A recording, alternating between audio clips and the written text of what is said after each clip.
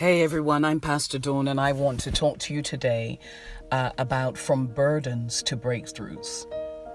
Have you ever had a burden? Have you ever been pressed so out of measure? Have you ever been in a situation before where you didn't feel as if you could get back up again? Have you ever carried something that was so heavy for you? Have you ever been in a situation before where you couldn't find a way out, where every day you woke up and it just felt like, what?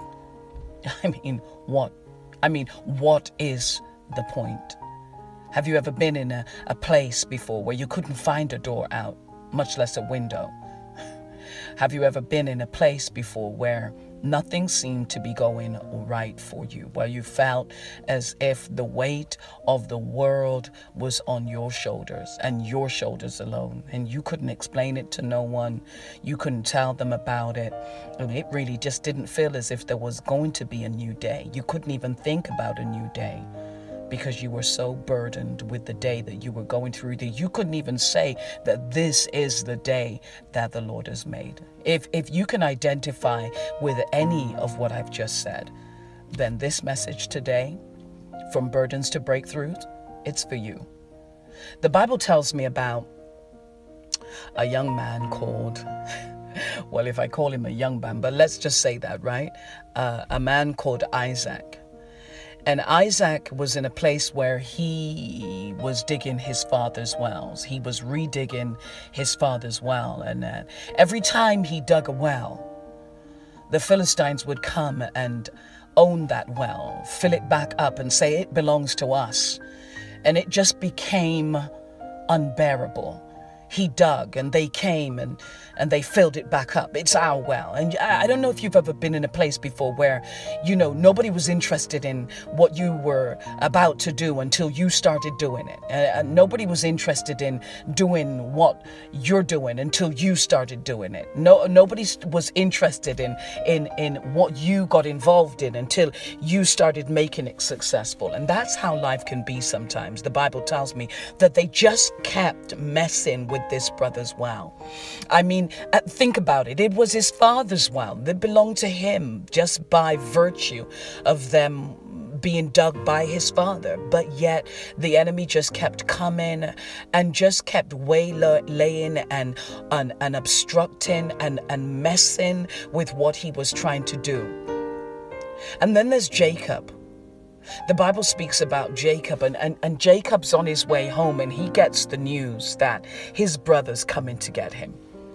And this was an age-old feud, and you would have thought that his brother would have got over it by now. Years had passed between them.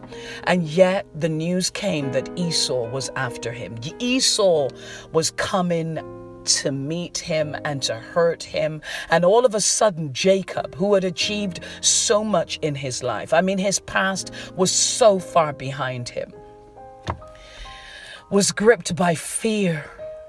So much fear that he started letting go of sending this one across and sending his servants across and everything that he had just to try to appease Esau. I don't know if you've ever been in a place before where you just tried to appease and appease and appease and it just wasn't working.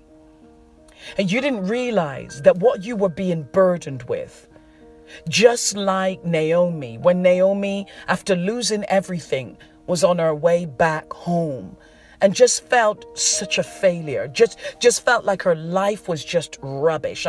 She was trying to get her daughter-in-laws to go back home. You don't stay with me because it doesn't make any sense you staying with me. I'm a failure. I'm burdened with stuff. And she didn't realize, you don't realize that your burden is an indicator of a breakthrough. That God will allow a burden to be there for you, to bring some stuff out in you, to position you for your breakthrough.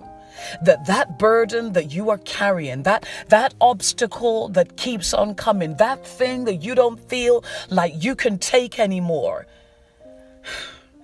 It is the threshold of your breakthrough. And you don't realize that the very thing that's burdening you is the very thing that's making you. It's the very thing that's molding you. It's the thing that's causing you to become wiser. It's the thing that's causing you to think outside of where you would ordinarily think. It's the thing that, yes, it's laying you low, but if you would just look for a little minute, if you would stop crying and dry your eyes, you would see that right where you are, where you're being laid low, are some answers that you would not have otherwise noticed. There are some things that you can find in the valley that you will not find on the mountaintop. There are some things that you will find crouching that you will not find standing. And so your burden is just a precursor for your breakthrough. And as he's on his way and he hears the news about Esau, his heart grips him with fear. What's he going to do? What's he going to do?